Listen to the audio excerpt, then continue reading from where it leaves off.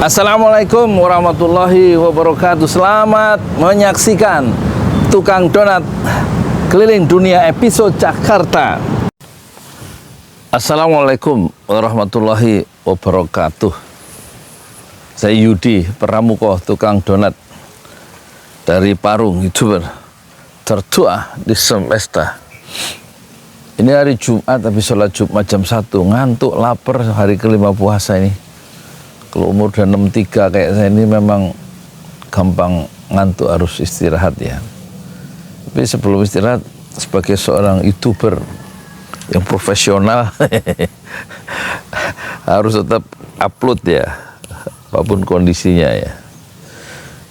Kita ngomongin ini deh. Wah, waktunya ngaji Quran, ngomong politik. Ya udah, ngomong politik sebentar ya.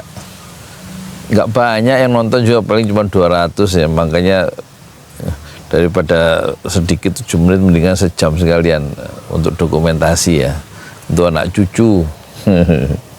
Cicit, oh dulu kakeknya YouTuber toh, ngomongnya seperti itu toh. Saya nggak batasi ya berapa menit nanti. Ini ada omongan Anies Baswedan yang menarik ya. Definisi demokrasi itu, kata Anies Baswedan, ada 560. Saya langsung nggak percaya dalam hati. Emang dia itu satu-satu 560, nggak kira-kira Anies saja nih. Tapi kita ambil ini aja ya, poinnya. Tapi kata Anies di TikTok tuh loh, di TikTok apa di Instagram sih, ada 3 komponen demokrasi yang sederhana lah, yang penting gitu. 1, komponen demokrasi itu yang penting itu 1, ada election. Maksudnya election itu ada pemilihan.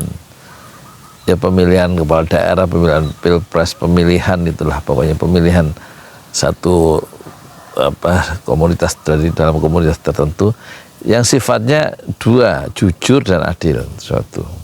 Yang kedua, komponen demokrasi itu yang kedua adalah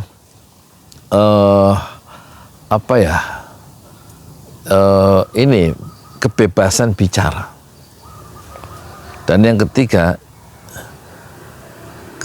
itu ini yang ketiga itu apa sih?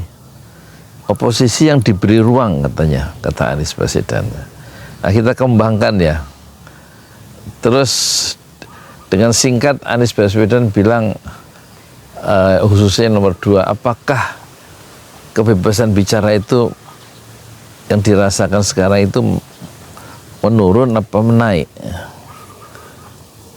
Tampaknya disimpulkan oleh Anies menurun ya, karena ada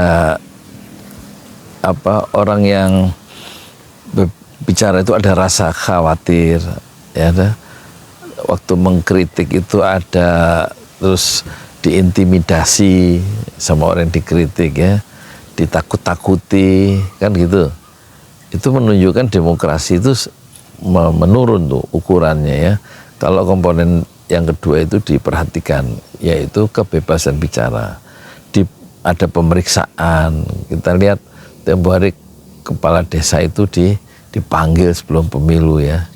Dipanggil aja ke Kapolsek ya, di Jawa Tengah atau di beberapa tempat lah ya, diperiksa laporan keuangan tentang dana desa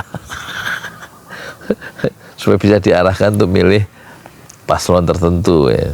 Jadi dia nggak bisa nggak bisa bebas bersikap, bebas berbicara, karena ada intimidasi, ada tekanan, ada pemeriksaan ya.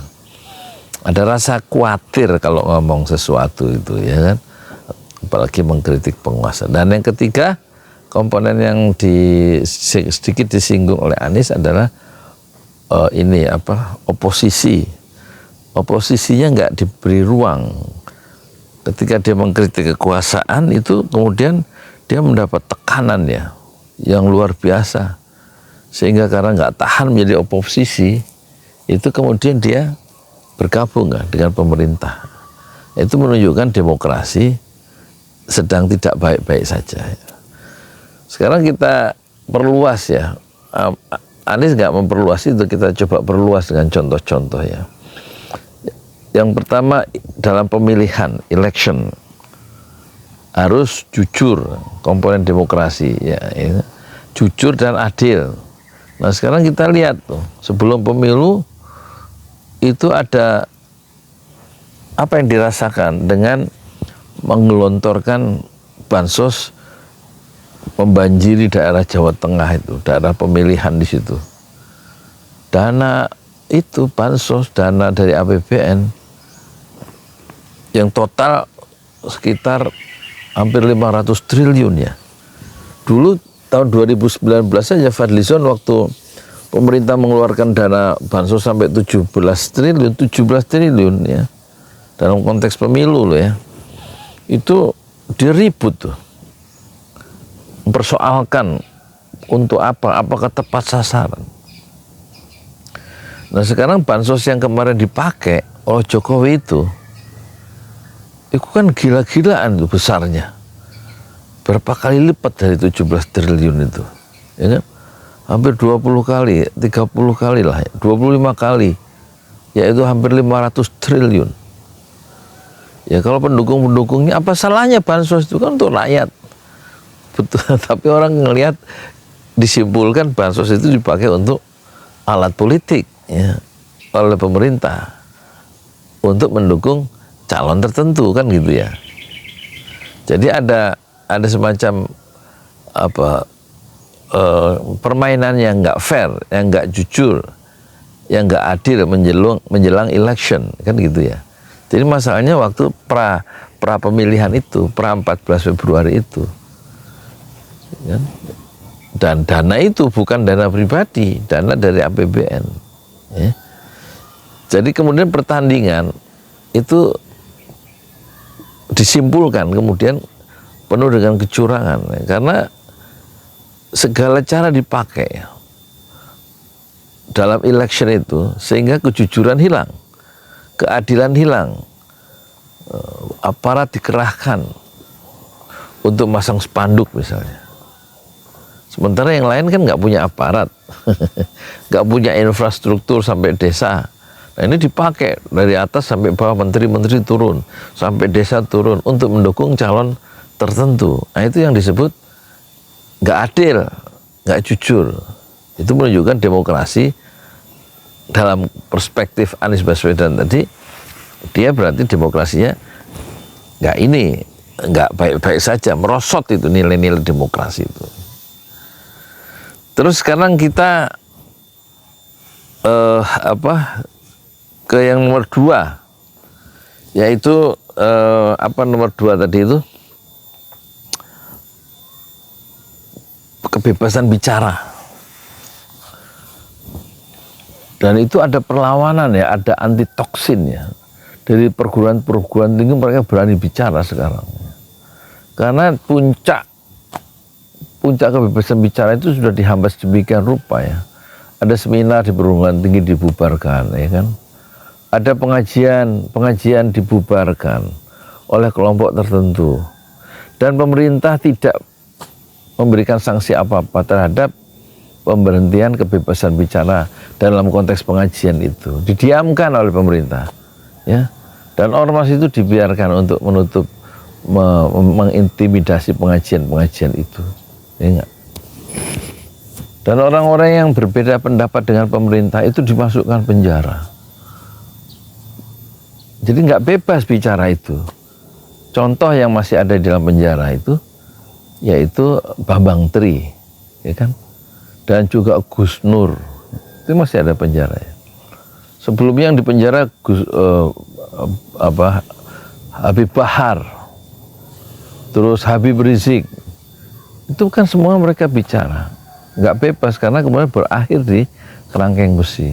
Apapun alasannya, pokoknya kebebasan bicara itu dihambat. Ada Dokter Permana masuk penjara, ya kan? Semuanya itu Dokter Permana kan produktif dalam membuat video-video yang melakukan pencerahan ya, mengkritik pemerintahan dalam pengelolaan penguasaan itu dikritik dengan video-video dari Dokter Permana. masuk penjara. Dr. Syahganda Nainggolan masuk penjara, ya. Kemudian Jumhur Hidayat yang persoalkan melakukan memimpin demonstrasi anti tenaga kerja, undang-undang tenaga kerja itu masuk penjara. Ruslan Buton, ya, yang menghendaki Jokowi itu diganti, itu juga begitu. Jadi itu menunjukkan kebebasan bicara sebagai komponen demokrasi yang nomor 2 tadi itu mengalami persoalan ya dalam pemerintahan yang sekarang ya. Malah bukan hanya kebebasan bicara, ya kan? Kita lihat Habib Rizik itu malah tidak bisa masuk ya ke Indonesia, diproteksi, ditangkal ya untuk masuk ke Indonesia selama 3 tahun 7 bulan di Mekah. Bukan hanya itu, setelah bersusah payah mencari jalan sendiri masuk ke Indonesia dengan koleganya dan tanpa bantuan pemerintah, itu kemudian tetap ya Habib Rizik di penjara karena suara-suaranya yang bebas itu yang mengkritik penguasa kan. Bukan hanya itu, tanggal 7 Desember ya kan, datang ke Indonesia kan tanggal 10 Desember, hari Selasa atau hari Rabu itu. Saya meliput sampai di Petamburan menunggu kedatangan Habib Rizik dan sudah ada videonya ya. Dia datang sampai Petamburan itu sekitar, saya habis sholat lohor sekitar jam 1 ya, 1 siang di Petamburan. Yang lain menunggu di bandara, luar biasa. Nah itu kemudian ini di penjara Habib Rizik ya, dikejar ya. Alasannya macam-macam ya, alasan kerumunan gitu.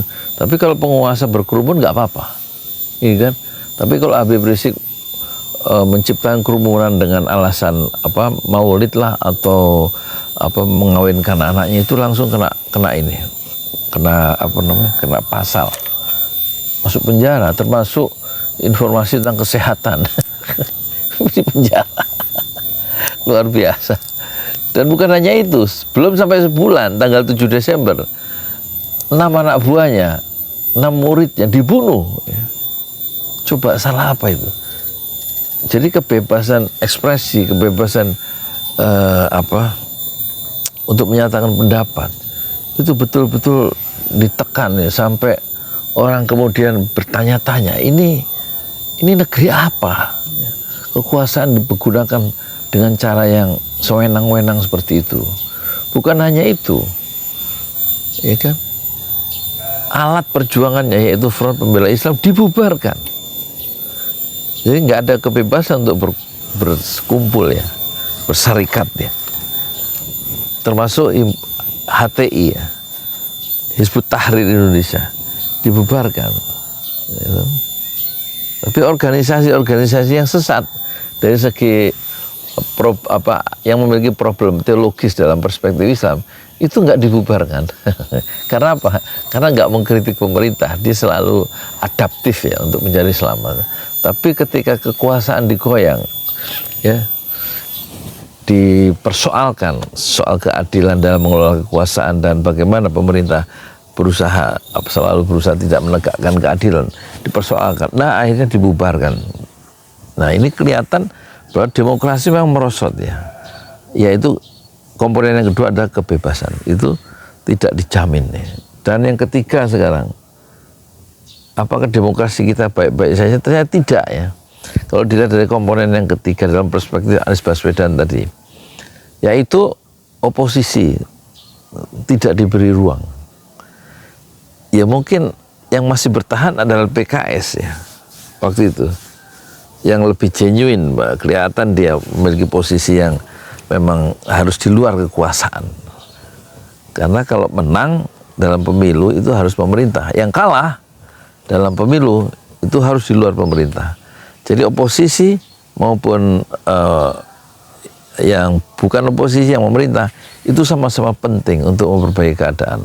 Kalau posisi dikasih ruang untuk tumbuh, untuk hidup, maka itu yang untung adalah semua masyarakat secara keseluruhan. Karena ada pengawasan dari oposisi. upper side, ya, memberikan perspektif yang berbeda. Kaum oposisi itu memberikan satu side argumen, argumen atau bangunan pikiran yang berbeda. Seperti Anies Baswedan, dia melakukan oposisi meskipun belum ada pemerintahan dalam debat itu, bahwa IKN itu nggak diperlukan, kan nggak mencerminkan keadilan. Yang diperlukan adalah bukan membangun satu kota dengan dana hampir 500 triliun, tapi membangun 40 kota dengan dana masing-masing sekitar 5 triliun. Itu lebih adil. Itu kan satu pikiran yang argumentasi yang berbeda, atau argumentasi yang berbeda dengan penguasa. Pentingnya oposisi, justru yang untungkan masyarakat terbuka wawasannya. Oh, ternyata ada cara membangun yang lebih adil, yaitu membangun kota kecil menjadi menengah. Seperti yang dibangun adalah bukan satu center pusat ibu kota di IKN, tapi yang dibangun adalah Tegal, Pemalang, Cirebon, Cilacap, Bogor, gitu ya, ditingkatkan menjadi lebih tinggi statusnya, dari yang kecil menjadi menengah, yang kota yang menengah menjadi kota besar seperti Jakarta, dengan dana yang tidak terpusat seperti IKN. Ini kan satu cara berpikir oposisi. Nah, oposisi tidak diberi ruang. Kenapa?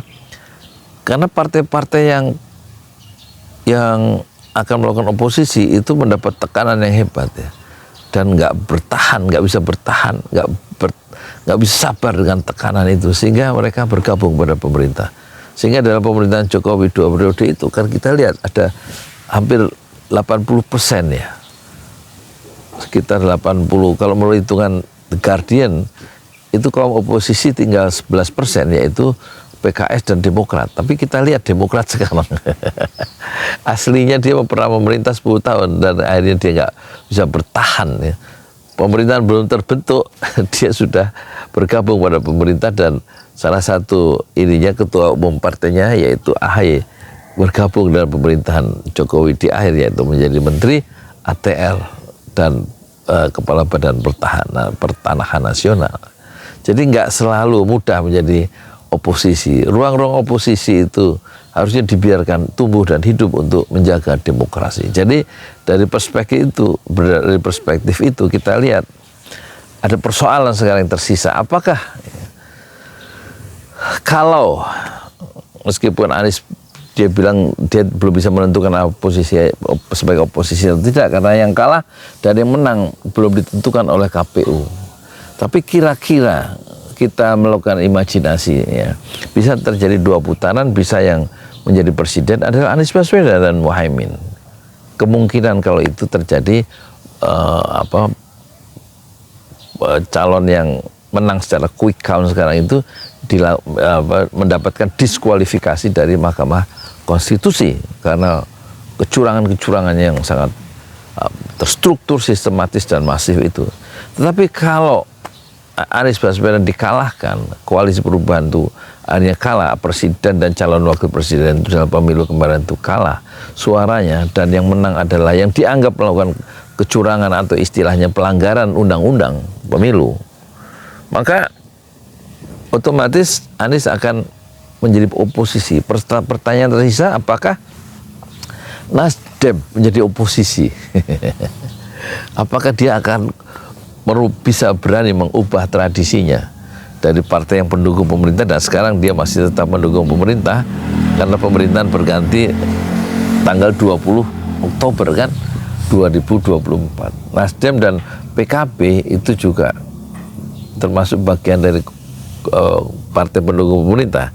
Sekarang pertanyaannya, kalau yang dimenangkan tetap calon presiden yang dianggap oleh para ahli hukum tata negara itu adalah yang sekarang menang secara quick count itu, yang sampai angkanya sampai 58%, dan dia akan bertahan presentasi itu sampai di MK, maka pertanyaannya, apakah Nasdem mau jadi oposisi? Apakah dia akan menjadi pihak yang pertama? Muhaimin adalah orang yang berkhianat seperti Prabowo tahun 2019. Apakah justru yang pertama kali berkhianat adalah Surya Paloh, ya kan? Karena tekanan-tekanan yang besar nanti dalam oleh penguasa yang baru, kemungkinan ya posisi politiknya bergeser, bukan lagi menjadi oposisi sebagaimana yang dikesankan sekarang dalam kampanye kemarin, tapi mungkinkah Nasdem kembali bergabung menjadi partai pendukung pemerintah yang baru tanggal 20 Oktober, ataukah Muhaimin dengan PKB-nya akan menjadi melakukan pengkhianatan, ya kan, dengan menyeberang dari koalisi perubahan dan tidak berani menjadi oposisi, sebagaimana tidak beraninya Prabowo menjadi oposisi di saat Jokowi terpilih sebagai presiden yang periode kedua. Kita lihat ya, perilaku politik dari Nasdem dan juga dari siapa? Dari Surya Paloh dan dari PKB atau Caimin atau Muhaimin Iskandar. Tapi kita yakin seyakin-yakinnya, ya kan, keadilan selalu akan menang, kebenaran akan selalu menang, dan kita yakin Anies Baswedan tetap akan memberikan satu pikiran-pikiran yang berlawanan dengan pemerintahan untuk kemajuan negeri ini secara bersama-sama. Posisi politiknya kita yakin Anies Baswedan akan berada di luar pemerintahan dan dia tetap bekerja untuk negeri yang dia cintai, sebagaimana yang pernah dirintis oleh sang kakek A.R. Baswedan dan juga ayah ibunya yang bekerja membangun negeri lewat jalur pendidikan. Assalamualaikum warahmatullahi wabarakatuh. Di jalan Allah. Ini Masjid Enam Syuhada lagi dikunjungi sama Ketua Hilmi. Modal awalnya berapa Pak Yudi Pramuko? 750.000. 750.000 rupiah aja. Jadi ini 500 jutaan nih barang. Sekarang udah habis 310. Masya Allah, tuh udah pakai keramik, laponnya tinggal. Granit tuh kayak marmer. Tuh, Masya Allah nih, sampai juga kita ke sini. Masjid Enam Syuhada, ngapa namanya Masjid Enam Syuhada, Ya, Pak Yudi? kita mau mendokumentasikan perjuangan dakwah nama anak muda pengawal Habib Rizik Syihab itu. Masya Allah. Yang dibunuh sama orang jahat di kilometer 50. Kilometer 50 ya. Itu kan simbol memperjuangkan dakwah itu kita harus memberikan segalanya untuk Islam kan ya, untuk Masya dakwah Islam. Allah. Dan nama anak muda itulah yang sudah memberikan segalanya untuk Islam. Masya Allah. Apa nanti nama pemuda itu ada juga di sini mungkin diterangkan? Mungkin namanya 6 syuhada. 6 syuhada Iya, itu, 6 syuhada dipasang di sini, 6 syuhada. Bipali, apa yang dikomentarin dari ini semua, Bipali? Masya Allah, luar biasa. Dari uang 700.000, kalau pengen ternyata bisa. Bisa. Allah kirim. Tuh, bisa. Ya, dengan Masya. dengan masuk satu gang kecil, tapi Bapak ini luar biasa. Kecil tuh. Oh, Masya Allah ya. Satu call aja. Masya Allah. Perjuangan Pak Yudi Pramuko, YouTuber sejagat paling tua. Tertua di semesta. Tertua di semesta. Masya Allah. Tukang donat. Tukang donat. Tukang donat dari Paru. Ini saya laporkan dari lapangan ini, langsung dari Masjid Enam Syuhada. Masya Allah. Dan ini dia. Dalam lihat ah. Tuh, lihat tuh masjidnya. Tuh imamnya di situ tuh. Malam-malam lagi kita. Masya Allah. Masih kurang nih. Atapnya katanya transfer aja. Situasi terkini di proyek membangun Masjid Enam Syuhada Pesantren Sulali. Sementara saat ini masih proses pemasangan genteng, yaitu pakai spandek.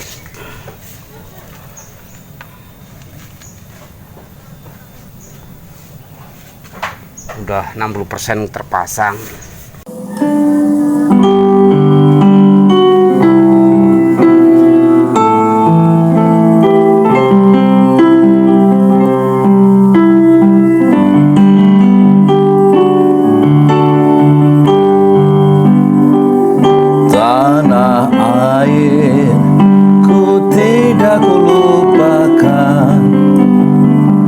Kan terkenal